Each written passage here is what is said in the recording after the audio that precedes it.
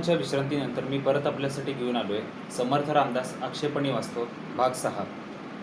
अफजल खानाच्या भेटीप्रसंगी पन्हाळा वेढा, शाहिस्तेखानावर हल्ला, आग्रा कैद, राज्याभिषेक अशा महत्त्वाच्या प्रसंगी रामदास हा महाराजांच्या मदतीला आलेला नव्हता। जेदेशा खावली, सभासद बखर, शिवभारत अशा समकालीन संदर्भ ग्रंथामध्ये कुठेही रामदासाचा उल्लेख आढळत नाही। तसं बघायला गेलं तर मौनी बाबा, याकूब बाबा या काल्पनिक पात्रांनी सुद्धा महाराजांना या प्रसंगामध्ये कुठं मदत केल्याचा किंवा या समकालीन संदर्भ ग्रंथामध्ये त्यांच्या नावाचा उल्लेख आपल्याला वाचायला मिळत नाही। या समकालीन संदर्भ ग्रंथामध्ये कोणत्याही संतांचा उल्लेख तुम्हाला वाचायला मिळणार नाही। पण जो प्रमुख आक्षेप किंवा महत्त्वाचा प्रश्न आहे, आज मला त्यावर आपल्याशी बोलायचं आहे। नमस्कार, मी मीर कुलकर्णी, स्वागत आहे आपणा सर्वांचं माझ्या यूट्यूब चॅनलवर। तुम्ही पाहता इतिहासाची सुवर्ण पाने। समर्थ रामदास आणि छत्रपती शिवाजी महाराज यांचं एवढं जिव्हाळ्याचं नातं होतं, तर समर्थ महाराजांच्या राज्याभिषेकाला का उपस्थित नव्हते? त्यांना राज्याभिषेकाचं निमंत्रण मिळालं नव्हतं का? हा प्रश्न पूर्णपणे संसारिक माणसाचा प्रश्न आहे। एखाद्या समारंभाला उपस्थित राहणं हा प्रपंचिक माणसाचा प्रेमाचा निकष असू शकतो। समारंभाला उपस्थित असलेले सगळेच काही मित्र असत नाहीत। अनेकदा शत्रू लोक सुद्धा गंमत पाहण्यासाठी किंवा फोडाफोडी करण्यासाठी समारंभाला उपस्थित राहतात। महाराजांच्या राज्याभिषेकाला काही ब्रिटिश अधिकारी सुद्धा आले होते। त्यांच्या मनात महाराजांविषयी फार आदर किंवा प्रेम होतं अशातला भाग नाही। ब्रिटिश अधिकारी असलेला हेनरी ऑक्झेंडेल यानं महाराजांना मुजरा केला आणि तो आल्यापावली माघारी फिरला। ब्रिटिशांनी महाराजांना उंची वस्त्रे, मौल्यवान वस्तू भेट म्हणून दिलेल्या होत्या।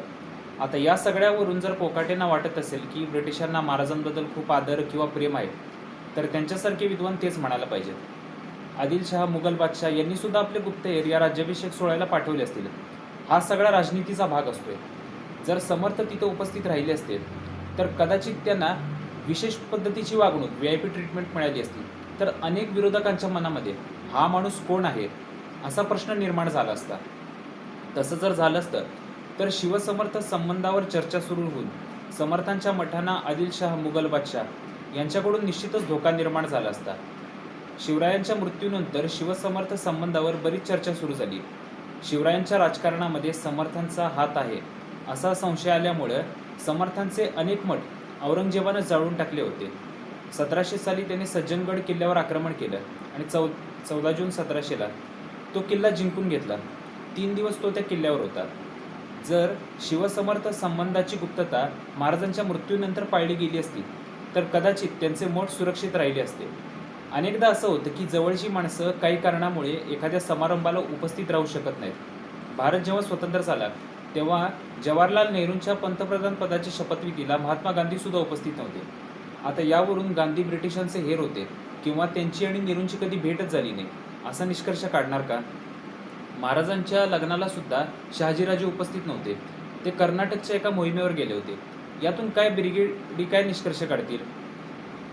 जर महाराजांच्या राज्याभिषेकाला समर्थ आले असते तर महाराजांना गौणत्व आलं असतं आणि समर्थांच्या उपस्थितीमध्ये अशा प्रकारे मिरवणं हे कदाचित राजांना सुद्धा आवडलं नसतं। सगळ्यात महत्त्वाची गोष्ट अशी आहे की छत्रपती शिवाजी महाराज त्या समारंभाचे सत्कारमूर्ती होते, त्याचे ते प्रधान नायक होते। एकदा राजा होणार म्हटल्यावर सगळे सोपस्कार होणं आवश्यक होतं। राज्याभिषेकाच्या आदल्या दिवशी रात्री समर्थ रामदास आणि गिरीधर स्वामी हे दोघं सुद्धा रायगडावर आलेले होते। त्यासंबंधीची गोष्ट श्री समर्थ प्रताप या ग्रंथामध्ये सेतू माधवराव पगडे यांनी दिलेली आहे। ती घटना मी आपल्याला सांगतो। राज्याभिषेकाच्या आदल्या दिवशी मध्यरात्री समर्थ रामदास शिवरायांना भेटले। शिवरायांनी त्यांची पूजा केली आणि त्यांना 11 सहस्त्र होन अर्पण केले। समर्थांनी ती सर्व नाणी देरीमध्ये भिरकावून दिलेली होती। सकाळी उठून मावळ्यांनी डोंगरातून ती सगळी नाणी गोळा केली समर्थांचा प्रसाद म्हणून। राज्याभिषेकाच्या आदल्या दिवशी रात्री समर्थ हे शिवथरगडीला परत गेले होते। त्यांना जो राज्याभिषेकाचा आनंद झाला होता तो त्यांनी आनंदवन भुवनी या काव्यामध्ये व्यक्त केला। ती कविता मी आपल्याला वाचून दाखवतो। बुडाले सर्व ही पापी, हिंदुस्थान बळावले, अभक्तांचा क्षयो झाला आनंदवन भुवनी। बुडाला औरंग्या पापी, ब्लेंच संवार जाहला, मोडिले मांडिले क्षेत्रे आनंदवन भुवनी। राम वरदायिनी माता, गर्द घेऊन उठिली, मर्दिले पूर्वीचे पापी आनंदवन भुवनी। भक्तास रक्षिले मागे, आताही रक्षिते पहा, भक्तास दिदिले सर्वे आनंदवन भुवनी। येथून वाढला धर्मू, रमा धर्म समागमे, संतोष मांडीला मोठा आनंदवन भोवनी. रामदासाला महाराजांच्या राज्याभिषेकाचं दुःख झालेलं होतं, कारण ब्राह्मणांना शिक्षा करण्याचा अधिकार राजांना मिळाला होता, म्हणून त्यांना मूर्ख म्हणण्यापर्यंत त्याची मजल गेली. असं म्हणणारे स्वतः किती बौद्धिक दारिद्र्यानं पिसलेले आहेत याची अप्रत्यक्ष प्रचिती समर्थांनी आणलेली आहे. यापूर्वी सुद्धा तुळजाभवानीला दुष्टांचा संहार करण्याची विनंती समर्थांनी केली होती आपल्या कवितेमधून.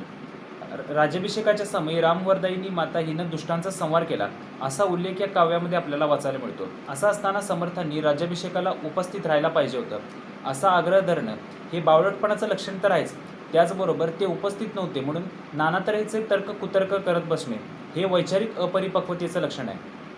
व्हिडिओ आवडला असेल तर लाईक करा, शेअर करा, इतिहासाची सुवर्णपाने सबस्क्राईब करा. धन्यवाद. नमस्कार.